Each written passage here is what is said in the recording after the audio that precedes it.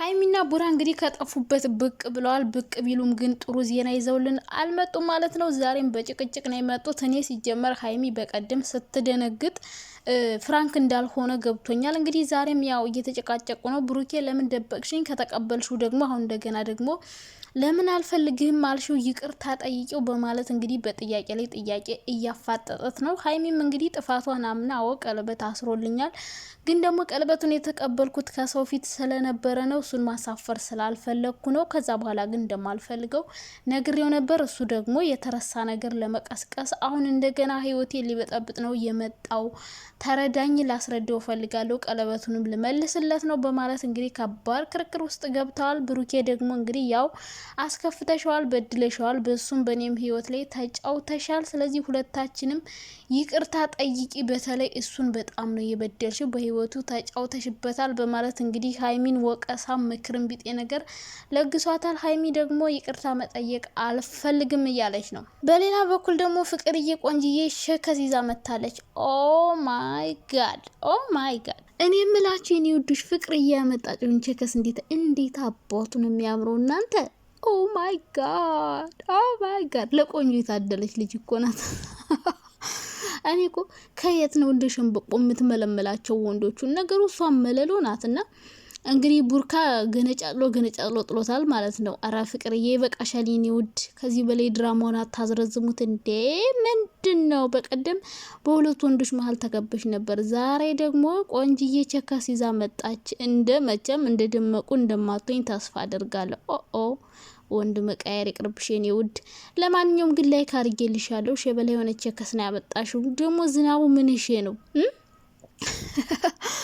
ብርድ ያስተቃቅፋል ነገር እንደዛ ነገር ሊያመጣባችሁ ያሰበው ይመስላል። እና ሁለታችሁም በስብሳችኋል እና ብቻ ደስ ይላል፣ ያምራል። ያመጣሽው ቸከስ ቆንጆ ነው። ላይክ አድርገንልሻል። እና ቡራ እና ይሄ ብሩኬና ፉፉ ምን ነው ተንጣጣችሁ? ቡርካስ ብትሆን ፈቲን አቅፈ መተ ፍቅርን አላበሸካትም? እንዲ አሁን ልጁን ጥርሱን አላራገፍኩ ብሎ አልተገለገለም? ደግሞ ሙድ እያያዘበት ልጁ ደግሞ ለመጀመሪያ ጊዜ ነው መሰል ሶሻል ሚዲያ የመጣው። ከየት እንደሚጀምር አያውቅም ብሎ መሀል ላይ ይጀምራል።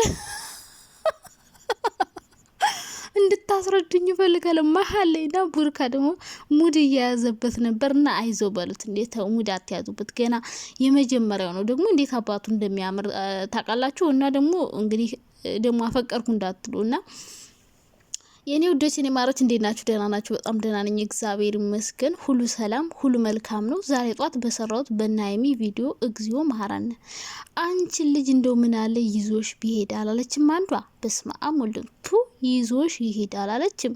ቱ ፈጣሪ ሆይ የት ልሄድ? እሺ መንገዱን ምሪ።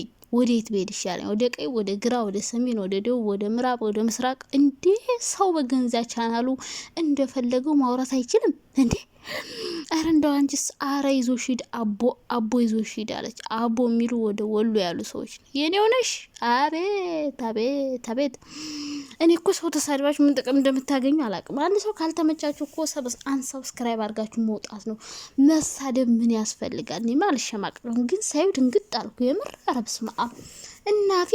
እናቴ መንገድ እያየች ከዛሬ ነገ ልጄ ሰርታ ተቀይራ ትመጣለች ብላ አንቺ ወደ ሰማይ ቤት ሂጂ እንሸኝሽ ይዞሽ ሂድ ነው። ሌላ ትርጉም አለ? ይዞሽ ሂድ ማለት ሙሽ ማለት ነው። ገባሽ?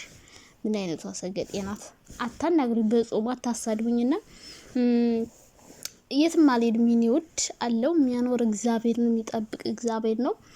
እና ሀይሚ ያው ዛሬም እንግዲህ መጥተዋል ማለት ነው። ብዙዎቻችሁ ፍራንክ ነው እያላችሁ ነበረ፣ ግን አይደለም። እንግዲህ ዛሬም ታምራቱ እንደቀጠለ ነው ማለት ነው። እየተጨቃጨቁ እየተነታረኩ ነው። ኦ ማይ ጋድ። ሀይሚ ግን ትልቅ ጥፋት ነው ያጠፋሽ እውነት ለመናገር። ምክንያቱም ምንድነው ጥፋትሽ ካላችሁኝ መደበቅ የለባትም። አሁን ብዙዎቻችሁ ብሩኬን መውቀስ ምናምን የለባችሁም። አሁን እዚህ ጋር ብሩኬ ምንም አይነት ጥፋት የለበትም። በቃ ምንም ያጠፋው ነገር የለም። አንዳችም ያጠፋው ነገር የለም ብዬ ነው ማስበው። ብሩኬ ሀይሚም አጥፍታለች ማለት ሳይሆን ያው በተወሰነ መልኩ አጥፍታለች። ምክንያቱም ቀለበት እዛ ጋር አስራ ትልቅ ነው፣ ቀለበትን ያክል ነገር አስራ መደብቅ የለባትም። እንደዚህ ነበረኝ ያለፈ ታሪክ ብላ ብትነግረው ነው ለብሩኬ። ካሁን በፊት ነግራኝ ነበር፣ ግን እንደተለያያችሁ ነው የነገረችኝ። አሁን ለምን መጣህ የሚለውን ጥያቄ ለመጠየቅ ለብሩኬ ቀለዋል። ግን ደግሞ እሱ ዱብዳ ነው የሆነበት፣ ሰምቶትም አያውቅም፣ ተነግሮትም አያውቅም። እና ግራ የገባኝ ነገር ደግሞ የልጁ መምጣት ነው። ልጁ አሁን መኪና ሲገዛ እንዴት ይመጣል ከቻሳ ብሎ እንዴት ይበጠብጣል የሰው ህይወት? እኔ እኮ ግራ የገባኝ ነገር ኦልሬዲ ተሳስተዋል፣ ሰዎቹ ተሳስተዋል። ግን ደግሞ እሷን ህይወት የሚበጠብጥበት መንገድ ነበር የሚፈልግ እንጂ ባይተዋት ኑሮ ከብሩኬ ጋር ያን ያክል ቪዲዮ ስትሰራ ዝም አይላትም ነበር፣ ያኔ ይመጣ ነበር። ግን ትቷት ኖሮ አሁን እንደገና ብቅ ብሎ ህይወትን ለመበጥበጥ በዚህ ልክ መጓዝ አለበት ብዬ አላስብም። ግን ደግሞ ከመጣ ያው ብሩኬ በፊት ብትናገር ኑሮ አሁን ነገሮች ይቀሉ ነበር። ግን አለመናገሩ አሁን ጎድቷታል ማለት ነው። ብሩኬ እንግዲህ ያው ይቅርታ ጠይቂው፣ አስቀይመሸዋል፣ በድለሸዋል እያላት ነው። እሷ ደግሞ ይቅርታ ከጠየኩም አንተን የጠየኩ ምክንያቱም ስለዋሸው ውሸቴ ደግሞ አንተ ፊት ሊያቆመኝ አልቻለም። በጣም እየፈራሁ ነው፣ አይንን ለማየት እየተሳቀኩ ነው። ስለዚህ አንተን ይቅርታ ልጠይቅ እፈልጋለሁ፣ እንድትረዳኝ እፈልጋለሁ፣ ላስረዳ እፈልጋለሁ እያለችው ነው። እሱ ደግሞ አንቺ ህጻን ልጅ አይደለሽም፣ ይሄን ያክል ትልቅ ነገር ስታደርጊ እንዴት ያኔ አስገድዶኝ ነው ያለሽ እንደዚህ ይሆናል ብዬ ነው። በቃ ቀለበትን የሚያክል ትልቅ ነገር እንዴት ታደርጊያለሽ? ካደረግሽ በኋላስ እንዴት ትርቂዋለሽ ነው የብሩኬ ጥያቄ፣ ትልቁ ጥያቄና እሷ ደግሞ ያው አስገድዶኝ ነው ምናምን እያለች ነው። ዞሮ እንግዲህ ፍራንክ ነው እንዳላችሁት ሊሆንም ይችላል ግን እንደማየው ከሆነ ከበቀደሙ ከዛሬውም አንዳንዴ እውነት ሊመስል ይችላል። ምክንያቱም አንዳንድ ሴቶች ምን ወደውን ሰው ላለማጣት ስንል ነገሮችን ደብቀን የምንሄድበት መንገድ አለ፣ ግን ማይወጣ ይመስለናል። የሆነ ቀን እውነት ተደብቃ አትቀርም፣ ትወጣለች። በተለይ ደግሞ ታዋቂ ፌመስ ከሆናችሁ የእናንተን ህይወት ለማሰናከል ሲል ይመጣል አንዳንድ ሰው ማለት ነው። እና እንደዚህ መሆኑ በጣም ያሳዝናል። እውነት ለመናገር እንደዚህ ሰላም ሆነ ብለን በሰላም እየሰራችሁልን የነበረውን በዚህ ሮማንቲክ ላይፋችሁ ላይ ውሃ ስትቸልሱበት በጣም ነው የሚደብረው። ዞሮ ግን ይህን ያክል ክርክር አያስፈልግም። ካሜራ ፊት መታችሁ ከካሜራ ጀርባ እንትን ብትሉት ጥሩ ነው። እና የሆነ አንዳንድ ሰዎች ደግሞ ሀይሚን በጣም እየወቀሳችሁ ነው። ስለ ሀይሚ ተዋት እንጂ እናንተ ልጅቷን መቀጥቀጥ አይሰለቻችሁም እንዴ? ሁሌ መቀጥቀጥ። ኧረ በስመ አብ! ለወንድ ማሽቃበጥ እናንተ የወንድ አሽቃባጮች ማለት ነው። እንትና እንዲህ ነው። ዝም በሉ እስኪ፣ ዝም በሉ ሁሌሽም ማለት ነው። እንኳን ቀለበት ያገባሽውን ባልሽን ሽምጥጥ አርገሽ አብረውሽ እየኖርሽ ከላዩ ላይ ነው ይዛችሁ እንትን የምትሉት እና ሀይሚ እንዲያርጋ ምናምን የምትሉ ሰዎች ያጋጥማል። በህፃንነት ያው ህፃን ያደረገችው ነገር ነው። ግን ደግሞ ቀለበቱን እስከዛሬ ለምን ያዘችው? እኔ ይሄ ነው ግራ የገባኝ። የያዘችው ለምንድን ነው ቀለበቱን? ከያዘችስ ለምን አትመልስም? እሷ እንግዲህ ልመልስለት ነው እያለች ነው። ዞሮ ነገ ደግሞ በብሩኬ ቤት ይመጣሉ ማለት ነው። ሁለተኛ ቪዲዮ እሱ ይመጣል። ከሱ ጋር እንግዲህ ሌላ ከባድ ክርክር ይፈጠራል ማለት ነው።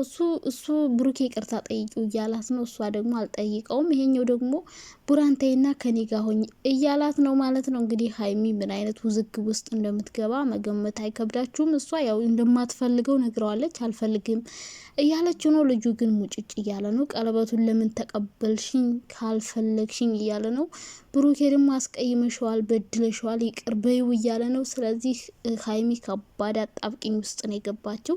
ፈጣሪ ከእንደዚህ አይነት አጣብቂኝ ያወጣችሁ፣ ወደ ድሮ ፍቅራችሁ ይመልሳችሁ።